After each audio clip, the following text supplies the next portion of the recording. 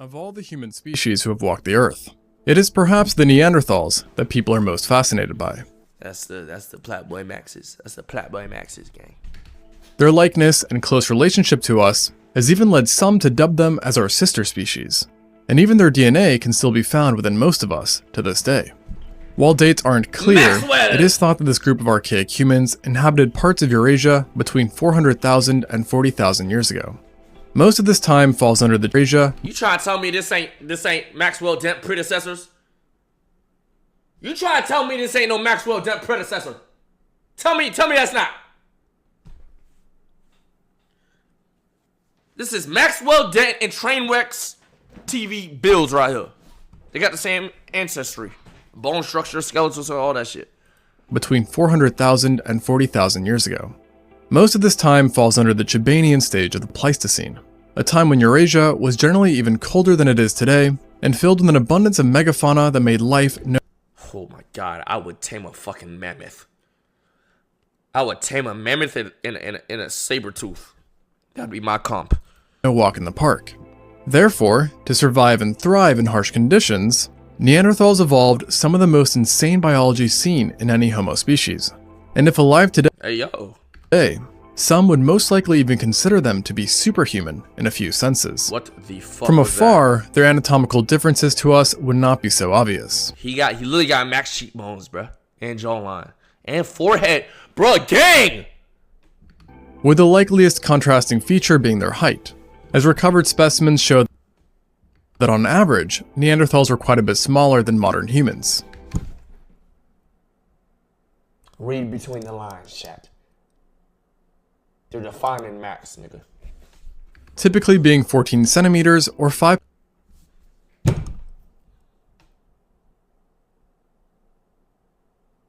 Max is a half-inch taller than that, gang.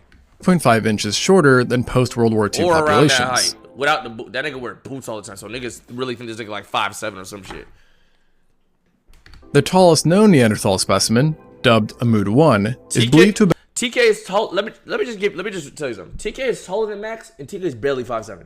I'll say TK is like 5'6.9" or some shit. Been about 1.78 meters or 5 foot 10 inches tall, which really doesn't seem that tall, all things considered. However, when comparing Neanderthals to European populations of 20,000 years ago, we find that Neanderthals were actually equally as tall, and if not slightly taller. Built like one, just like these two. Max's hair goes all the way up here, and then his butt is kind of bare on the sides, and then he just got it in his crack. He had Max so that's really all to say that we don't know how tall they could have been. What's fascinating, though, is that despite being shorter than modern humans, How you know, bro? Nigga, y'all know he showed me his butthole before, bro. When I was streaming in that Miami house, gang. He bent over and showed me his booty hole, gang. Twice. He said, no, I just mooned you. Nigga, I saw your booty hole, nigga. Neanderthals were quite a bit heavier, with the average male having weighed up to 83 kilograms or 183 pounds, while the females usually hovered around 66 kilograms or 146 pounds, making them 20% heavier than the average Homo sapien. And Max is literally 180. Max is 185. Max is fitting the description perfectly. I don't know if niggas seeing it or what. The reason behind this paradoxical sounding information is that Neanderthals had crazy robust skeletons that were much more compacted than our own, with virtually every single bone being thicker and heavier, with them sometimes even being twice the density. Their shoulders, femurs, chest, triceps, arms, and kneecaps were especially bulky, which are all signs that they were extremely powerful and muscular in life.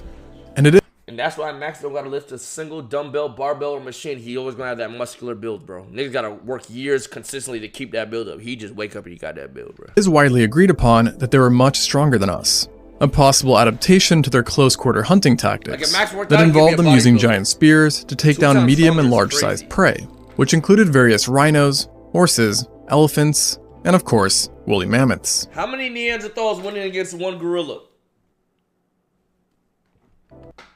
Which were equivalent in size to African bush elephants, and sported thick coats of fur that made it that much harder to kill them.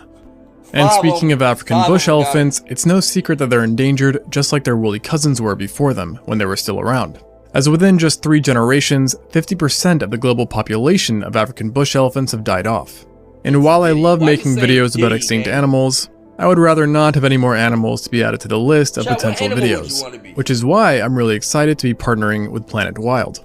Planet Wild is basically crowdfunding for nature conservation, and it operates by offering a partner every month. One such project that hooked me, Tanzania's elephant population has declined drastically. Use of these spears is also the most replayed spot is right here to skip the fucking ad. The most replayed spot is right here. So what some researchers partially believe led to the distinct Popeye-like arms seen in many Neanderthal specimens that would have allowed them to presumably lifelong use of these spears is also what some researchers partially believe led to the distinct Popeye-like arms seen in many Neanderthal specimens that would have allowed them to wield weapons with ferocious intensity. Dabble. The well-defined nature of their arms and overall muscular build was possibly also a sign of extreme levels of hormones, according to at least one study. Specifically, the researchers believe that Neanderthals were naturally pumped up with large amounts of hormones that added to their increased muscle mass and provided them with the ability to pull off some pretty crazy feats of strength. Do you think Tortas descended from Neanderthals or nah? Or is that a region? Max for sure is. Trainwrecks for sure is. What about Torta?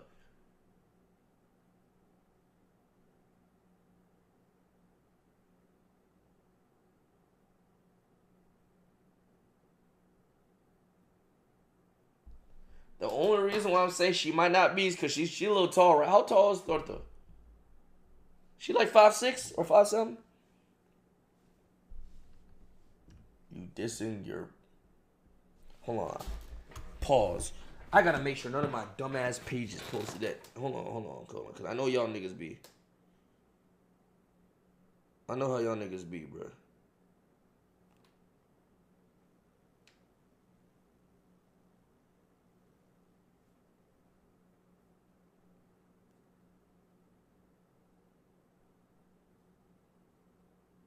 Hold on. Don't piss me off, gang. Let's check rage updates first.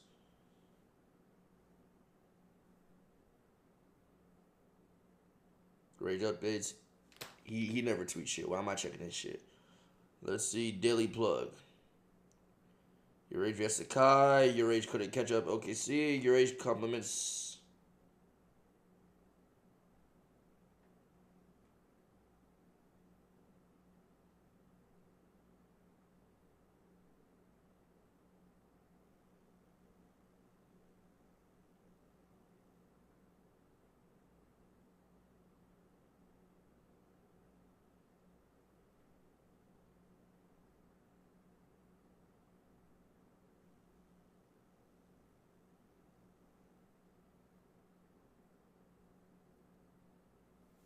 We're gonna have to talk your daily plug, bro. You be getting on my nerves, because why the fuck did you put that video of me jumping like Luffy on the timeline, bro?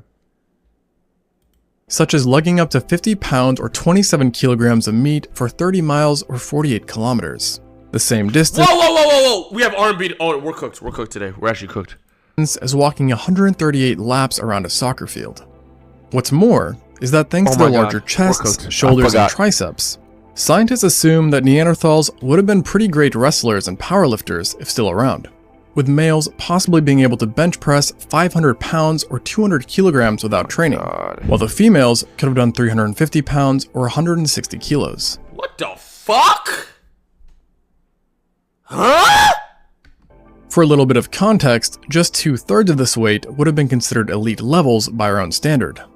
Their short, bulky builds played a big role in this strength too, but it wasn't only power that they gained from their robustness, as it bestowed upon them incredible durability as well. A nice touch to What the fuck you need her for, bro? Hey, Rage, will you watch true crime, please? It's been a while. A girl that could beat my ass, that's hot.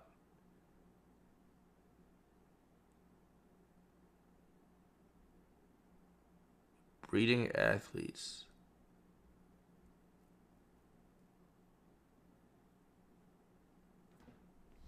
You know what we could do? R&B sesh. Barnes, I'm not locked in. I'm not gonna lie. I'm not locked in.